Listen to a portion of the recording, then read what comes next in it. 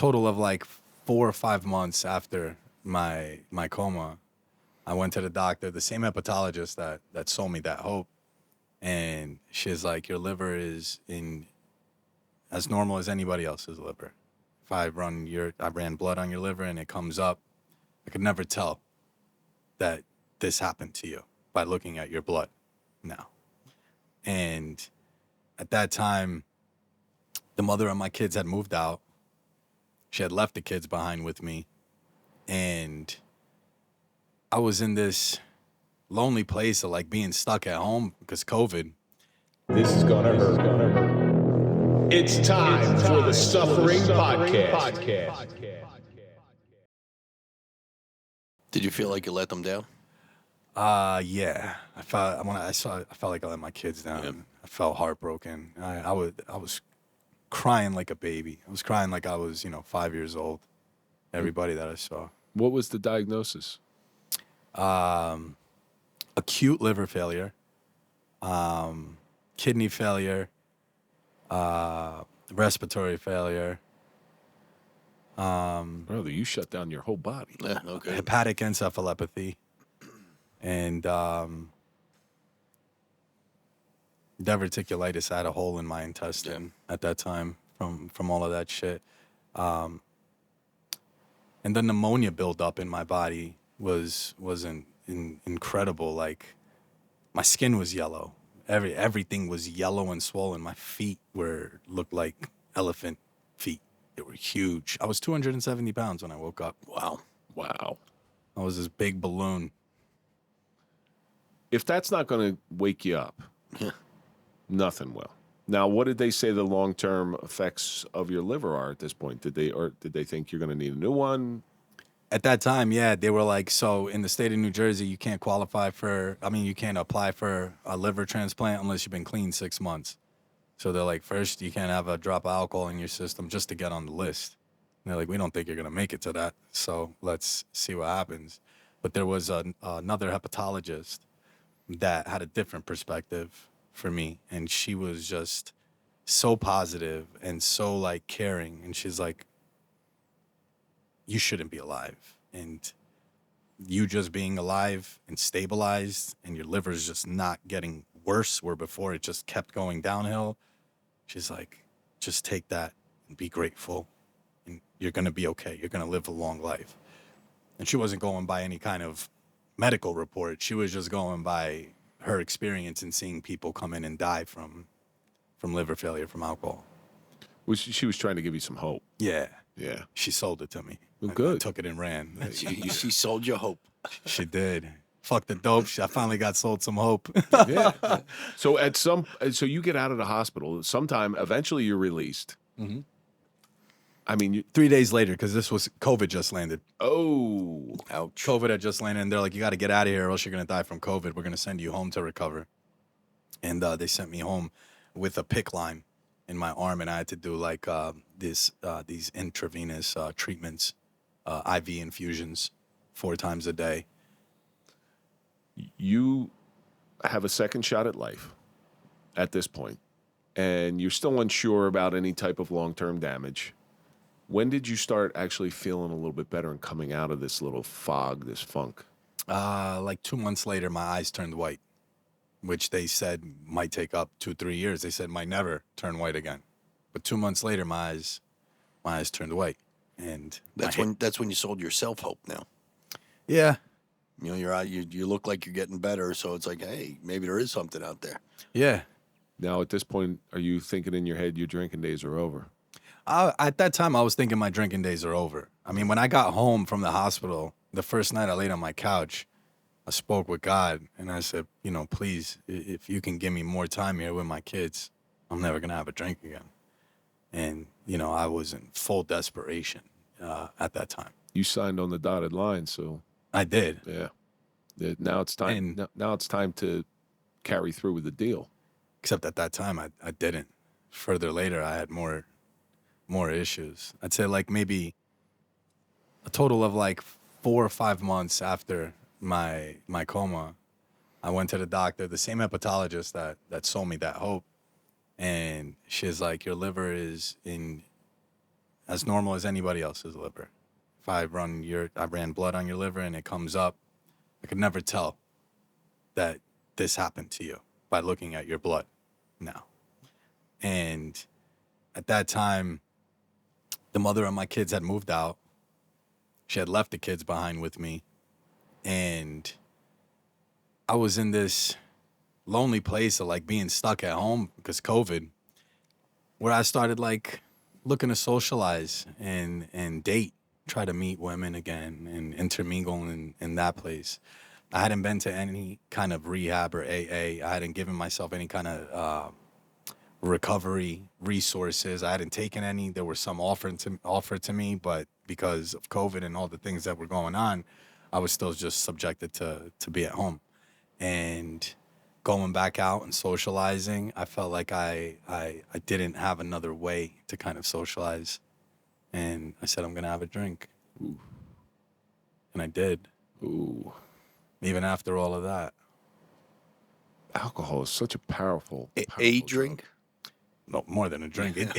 Let's just say when the same way I had that conversation with God and I signed on the dotted line, it was a night by myself that I went out and I bought a bottle and I looked at it and stared at it for hours, walking back and forth to it, sweating bullets about what I'm about to do. And I'm like, can I even have a drink? What's gonna happen after this drink? Can I get drunk? What's gonna happen here? And I had another conversation with God and I took a shot. And then I took another one, and I almost like I could taste it. It's almost like a metal taste in the back of your mouth that is also like a sign that your liver's not doing well. It kind of tastes like you got copper, like you got a penny in your mouth, some weird shit. Like a Wilson's disease type of thing. Yeah. And when I tasted that, I was like, fuck. I'm like, maybe it's not, maybe I'm not in the clear, but I was still in an unhealthy mental place, like mentally, of where I was at. I was still lost. And I ended up calling one of my buddies at that time. And I was like, everything in New Jersey was shut down. And mind you, I had come out of like a 10-year relationship. My mom was in Florida. And I was like, you want to take a trip to Florida and just go try to have some fun? I'm like, I can't be in this house anymore. And he went with me, and we went down there and like partied. It was like spring break, and I did that for like about a month, trying to make it fun, like trying to enjoy myself. The only way you know how. The only way I knew how. And when I got back from that trip, and I get back home, I continued the drinking. And I was at a hotel in New York that I was partying at. I started going out by myself. I couldn't go out with anybody because nobody that knew me actually wanted to go out and have a drink with me. They're like, fucking, I'm going to come drink with this fucking guy. He just was dying 6 months ago. And there was a night I was drinking that I got sick really fucking bad. I was just nonstop puking. I couldn't hold anything down. It was like I was brought back to that day with the yellow eyes, and I kind of collapsed on the ground, and I knew. I was like, you're going right back where you came from. You're going to go right back into the fucking emergency room. This time you're going to die. And I tried to like dabble with this idea of moderation for a while. I stopped the partying at that time, and I went home and cut the partying out and tried to dabble in moderation. If I go out to dinner, I can have Glass of wine. glass of wine, have a drink, and I'd still have my nights where I'd want to go in and keep drinking, you know? It wasn't until August 23rd, 2022, that summer, I had an uncle pass away, and my diverticulitis came back to haunt me, and like bad. Hurts like hell. Yeah, I know. that's what they say. Really, really bad. And this time when it came, they're like, we have to do a very major surgery on you. We need to remove part of your large colon. Put a bag in you. They didn't. I ended up not needing a bag, but they thought that was part of the deal that was coming at me. Well, And they probably did like a resectioning where they cut a piece out and put it back together. together. And they were like, you might still need the bag, all of this stuff. But that was the fucking worst recovery. That was horrible. And I kind of had like an epiphany moment at that time that if in no way, shape, or form was I gonna live a long life if I continued drinking, even in moderation. Like I didn't have a lot of time. I already knew that. Isn't God an amazing thing? Yeah. Because they'll give you more chances than it'll give you more chances than anything else in the world. And they'll give you enough rope to hang yourself too. There you go. That's the fucking truth. You can fuck up 1,000 times, and God will still take you back. Still take you back. Still take you back. When was it over? August 23rd, 2022. And since then, you've been good. 610 days. God bless. What have you replaced it with? Because no addict ever just drops alcohol and doesn't pick anything else up. Red Bull. Red Bull's one. I always liked Red Bull, but yeah, Red Bull's Yeah, one. but you used like vodka and Red Bull. Yeah. Now it's just straight Red Bull. Now it's just straight Red Bull. I'd say I've replaced it with learning to grow comfortable in my own skin. And I feel like my social media has helped with that. Sharing my story has helped with that. Putting myself out there and not being ashamed anymore. When you said earlier, like, post-traumatic success, I stopped looking at this shit like this was something wrong that happened to me. And I really started to embrace that I was given a gift. It's work. Okay, it's a 4-letter word that none of us like to say. Work. Yeah. That's what this is. Staying sober is work. I'm sure there are moments you go out, you see your friends having a good time, having a couple drinks, socially drinking like normal people do, but you're not normal.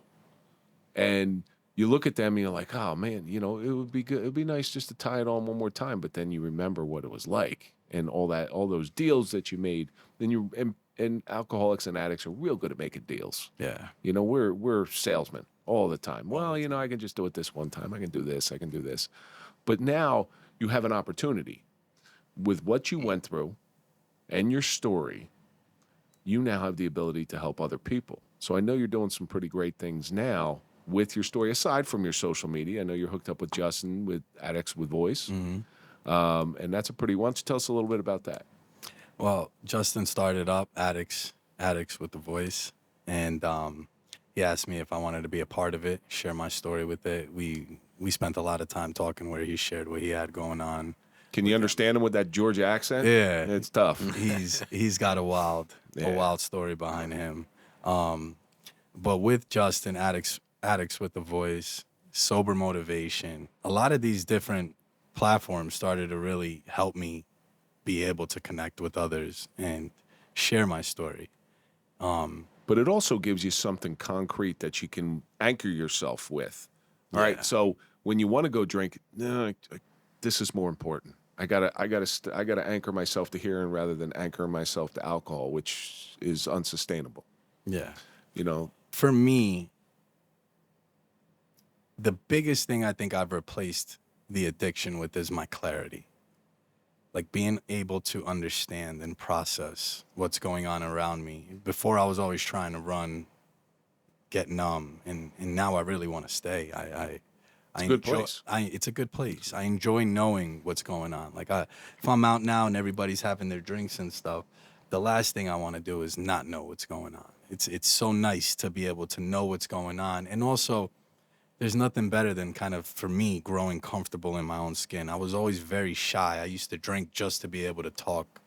I wouldn't have people over unless be able to drink. That's how, I uncomfortable I was in my own skin. And little by little, being sober has made me start to rebuild a relationship with myself, consciously reinvent myself into something I'm proud of, rather than something I'm fucking hiding from or running away from all the time. You'll never be all right in this world if you're not all right with yourself. That's right. You can't love anybody else unless you love yourself too. This is true. And it's so much work to be at peace with yourself and not bullshit yourself.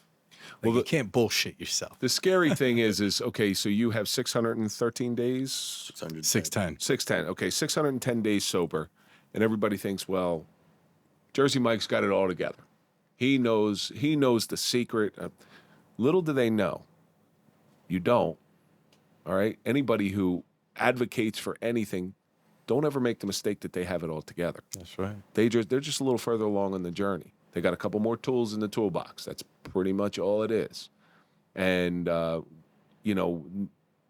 if you were to fall, and I hope you never do again, people have to understand that this is my journey. This is how, and I will pick myself up and I will do it all over again if I have to. Right. So that vulnerability is big. So, but why don't you tell our audience where they can find you? I know you're big on Instagram. Yeah. Why don't you tell everybody your Instagram? Instagram, Jerzey Mike with a Z, Jerzey Mike. That's it. That's it. You got any other social media? Same thing on Facebook, TikTok. It's all Jerzey Mike. It's all Jersey Mike. It's all Jerzey Mike. And Addicts with Voice is the website up yet? Yeah, it is. It is. It is up. Yep. All right. I So was just talking to Justin yesterday. yes, me too. Me too. I was telling him you were coming in. Mike, this is an incredible journey that you took where you got pulled out of the depths so many times. You've suffered. You threw yourself into the depths so many times and pulled right. yourself out. You willingly jumped into the fire, but you've suffered. But that suffering has taught you something. So we're coming to the end of this thing now, and we always end every episode the same way. There was always lessons in suffering. So why don't you tell everybody what your suffering has taught you? It's my biggest gift in life, man. My biggest suffering and things I went through in my adult years, that my kids watched, all this that I thought I was such a victim to and to blaming everybody for, just really put me in a place to realize it felt like God was just giving me a gift. Take this. Realize this. Take this gift. This isn't your suffering. This is a gift from me. And I realized today that it was the best thing that ever happened to me. Alongside having my kids was this suffering. It brought me to where I'm at today. And I feel like people need to embrace that. You can't run from it. You kind of got to hug your demons and make them your friends. And that's been the biggest blessing on my journey, was this gift. Because if I didn't get to the point where I did, maybe I'd still be trucking along in some half-assed functioning alcoholic life, which I didn't want anymore. Andrew, cut that promo for the Suffering Podcast. Mike just said it perfect, just so you know. Okay, make sure we cut that. Mike, I can't thank you so much for coming in. That's a great story, man. You're a tough guy. You really are. Thank you, guys. Just no more yellow eyes. No more yellow eyes, no more Big Bird. And that's going to do it for this episode of the Suffering Podcast, the Suffering of Jerzey Mike with Mike Faria. And let's think about all the stuff that we learned. Fathers show love in different ways. Overcompensation can hide many holes. Drugs and alcohol are coping mechanisms. You owe your parents an apology. Okay. Suffering is a gift, but most importantly, more life, more love. That's right. And while everybody's at it, I want you to go to 234 Franklin Avenue in Nutley. Go visit Gus at Cubita Cafe. Sit down, tell them the Suffering Podcast sent you. Great food made by a top shelf chef. Follow us on all social media. That's Instagram, Facebook, TikTok, Clapper, RedTube. Don't forget to go to popple.com, get your digital business card, put in the code TSP20 for a 20% discount. And, of course, follow Mike at Mike_Falaise. Follow me at Real Kevin Donaldson. And, of course, follow the Suffering Podcast. And we're going to see you on the next episode.